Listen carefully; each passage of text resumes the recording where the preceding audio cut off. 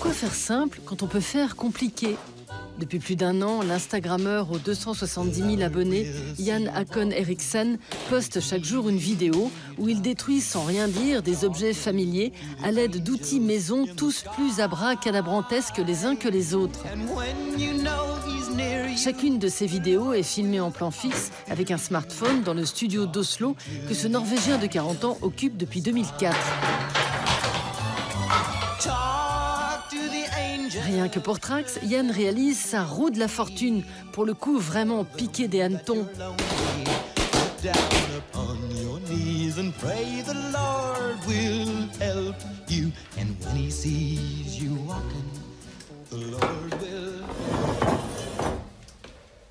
Ouais, ça marche. Toutes ces petites choses qui te frustrent dans la vie de tous les jours, j'en fais de l'art. C'est comme un exutoire. Pour Jan, le buzz a commencé avec ce massacre de spaghettis de 3 secondes posté en novembre 2018, vu près d'1,5 million de fois.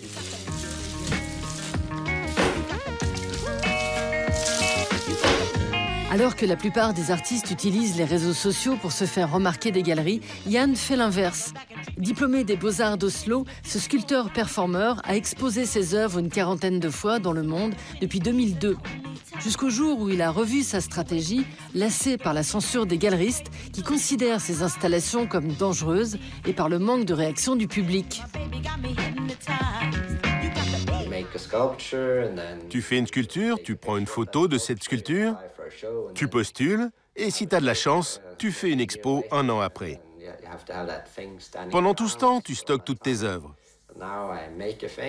Mais maintenant, je fais une œuvre, j'en fais une vidéo, je la démonte, et je ne garde rien.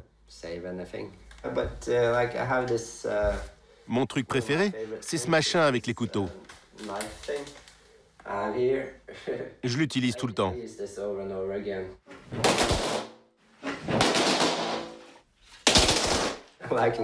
J'aime les couteaux. J'utilise les choses qui traînent et il se trouve que j'ai énormément de couteaux dans mon studio. Parce que j'avais fait une installation quand j'étais encore en école d'art avec 500 ou 600 couteaux pendus au plafond. Et maintenant, j'ai 600 ou 700 couteaux dans mon studio. C'est le matériel que j'ai. Je le réutilise tout le temps.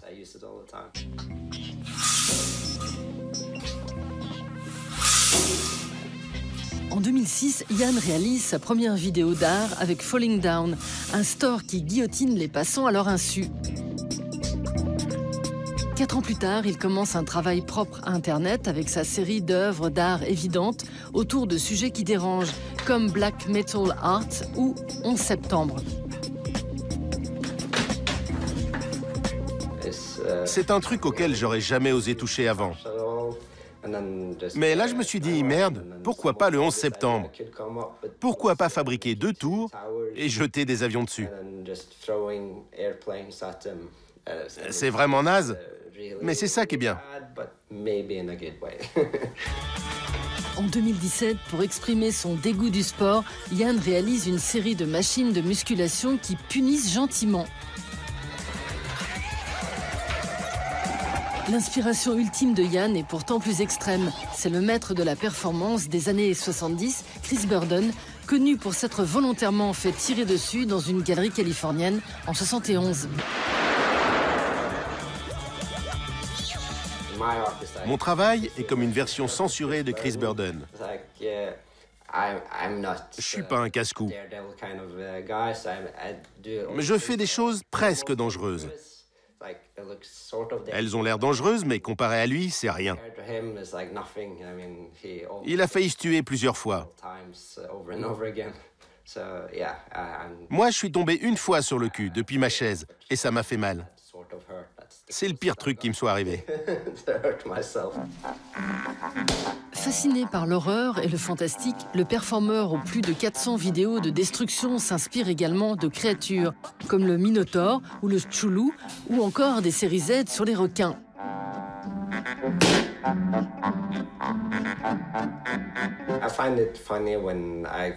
Je trouve ça marrant qu'un mec de 40 ans fasse autant de vues.